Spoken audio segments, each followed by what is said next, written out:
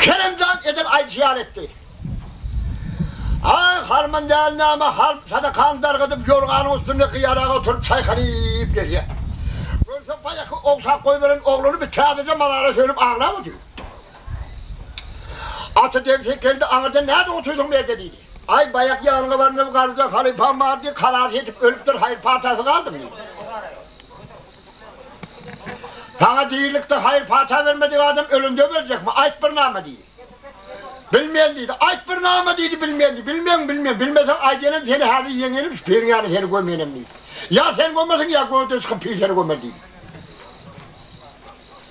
Sonlar harman değerli ne için korkmadın adımdan senin ilerinin oğlunu senin. Ayrıldın bu sağdından indi geldin amana senin yerinden aşağının bir gördün çıkıp harman değerlinin karşısına üstünün kumluğunu kakstırıp gözümün mukamı indirip yaş gördün bu oğlunu senin unuttu utanın sandırıp boş gördün bu oğlunu senin başkanımı söyle içe görmek haline.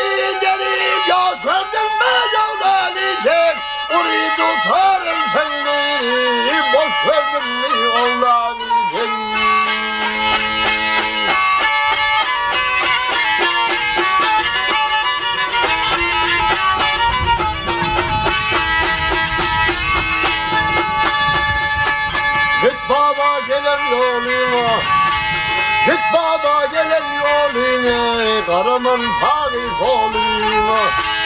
Doğru gelerken yoluna, eliden çıkan divana seni.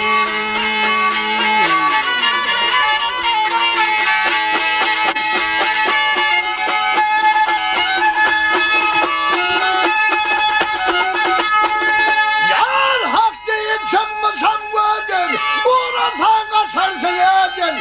Haber sorsan garip der, kolda tanı babam idin. Git baba danışmağına, git baba danışmağına, diğerin ne diğer taya. Özün kar eşakkanın ahdin ulaşma sinama seni.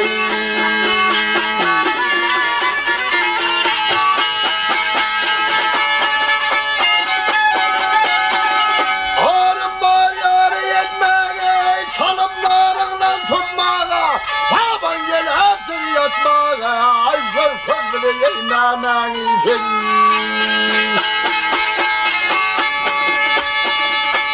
Ne dedim kıyıların hani, ne dedim kıyıların hani, öldürdüm 3 yıl telvanı. Ya görürken Mustafa'nı, ey aşıklarına sultanı seni.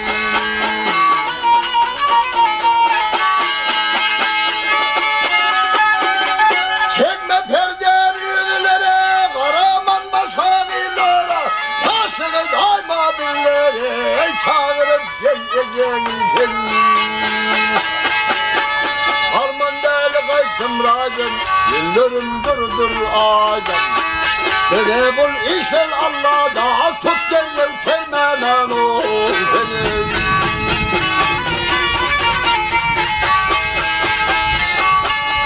Aşırlığın yolu kıyındır Aşırlığına yolu kıyındır Sana yalandan açındır Tanrı'nın aşık aydın değerleri tatlı limanı